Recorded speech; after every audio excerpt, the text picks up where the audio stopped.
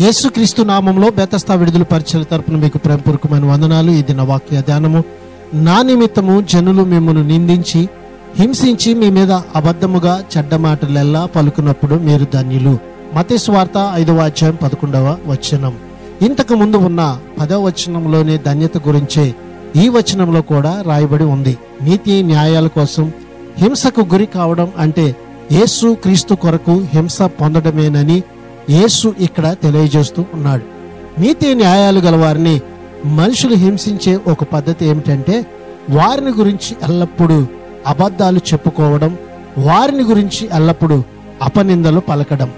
అయితే దుర్మార్గులు నీతి న్యాయాలు అనుసరించే వారిని అసహించుకుంటే అది నీతిమంతులకు ఎప్పటికీ ధన్యతనే తీసుకొని వస్తూ ఉంది.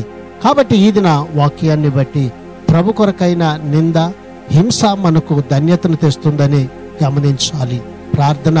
మహాపరిశుద్ధుడా, మహోన్నతుడా, జీవము కలిగిన మా మంచి యేసయ్య, మరొక నూతన దినాన్ని మాకు ఇచ్చినందుకు నీకు వందనాలు, స్తోత్రాలు చెల్లిస్తూ మేము ఈ భూమి మీద జీవిస్తూ ఉన్నంత కాలము కూడా ప్రభువా నీ కొరకైనటువంటి హింసని, నీ కొరకైనటువంటి బాధని అనుభవిస్తూ నీ నిత్య రాజ్యానికి నువ్వు ఇవ్వబోయే ఉన్నతమైన బహుమానాన్ని పొందడానికి ఈ దినాన్ని నీ వాక్యాన్ని బట్టి మమ్మల్ని అందరినీ సిద్ధపరచమని యేసు పరిశుద్ధ నామంలో ప్రార్థించి అడిగి వేడుకుంటున్నాము తండ్రి.